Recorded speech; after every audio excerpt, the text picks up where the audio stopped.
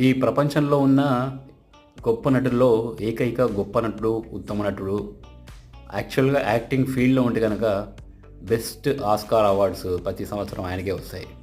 ఆయన ఎవరంటే నా అభిప్రాయంలో చంద్రబాబు నాయుడు.